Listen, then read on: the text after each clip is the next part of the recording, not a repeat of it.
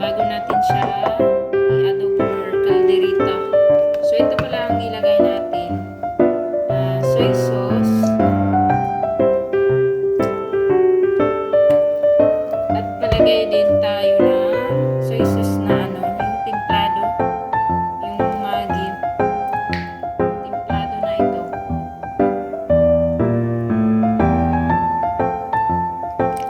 So ayan.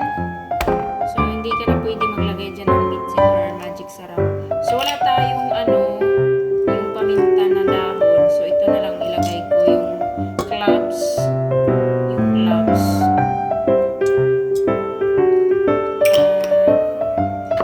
Wala kaming paminta na yung buo, yung bilog, yung powder lang. So ito ang ilagay natin, powder.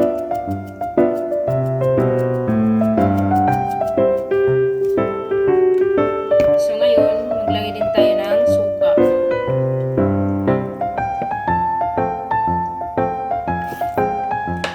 At maglagay din tayo ng sweet soy sauce.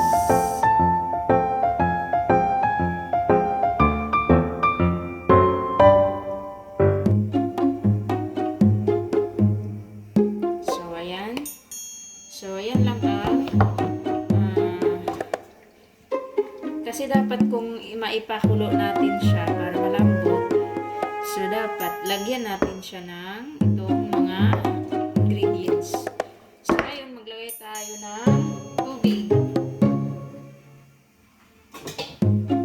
Maglagay tayo ng tubig. Siyempre, pakuluan natin para malambot bago natin siya igisa sa lamas.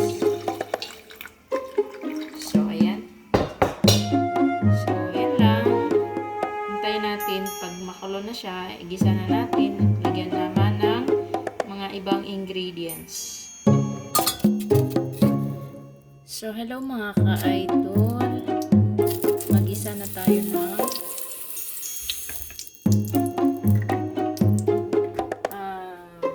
igisa na natin yung kasi malambot na yung karneng tupa. Malambot na siya. Sibuyas.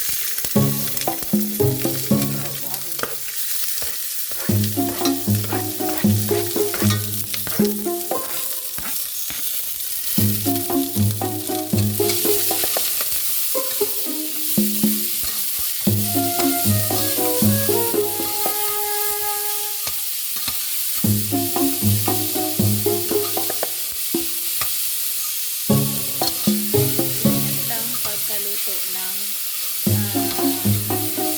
i-adobo ko na siya kasi kulang ang ingredients natin. Calderita ko sana pero kulang ang ingredients. So, ngayon, adobo na lang. Adobo na lang ang pagkaluto. So, ganito pa rin pagka-proseso na mag-adobo ng karneng tupa.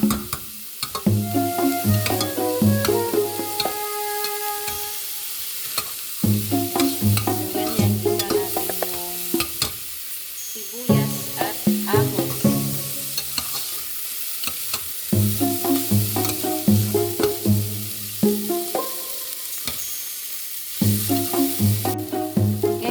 Brown na yung ahos at saka sibuyas na ginisa. Ginisa. Lagay na natin yung karne.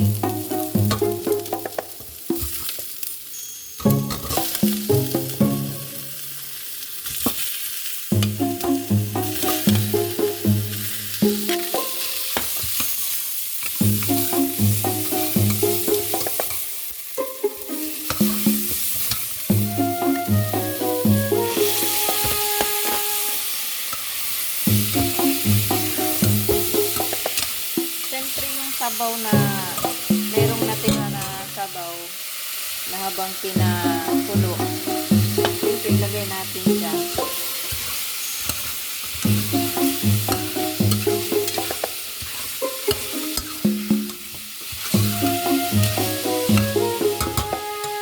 Lagay natin yung sabaw.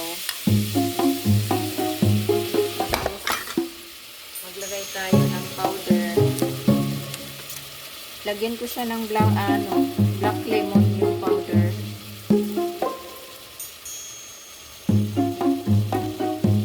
Siyempre maglagay tayo ulit ng tawag ito, black pepper na powder.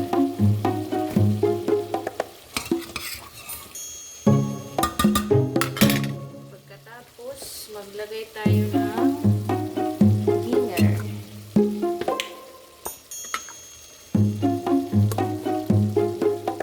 Ginger powder.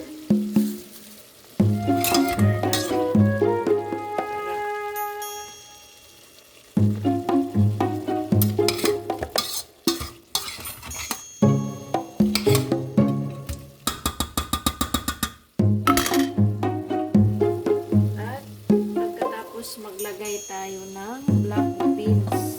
Ayan o, black beans.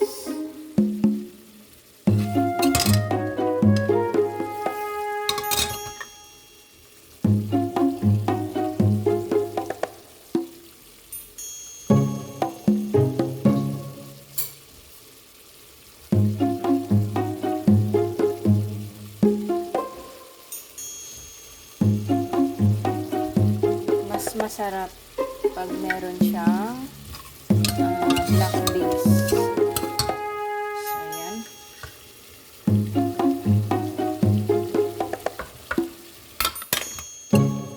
So, yan lang pag magluto ng karning tupa na adobo.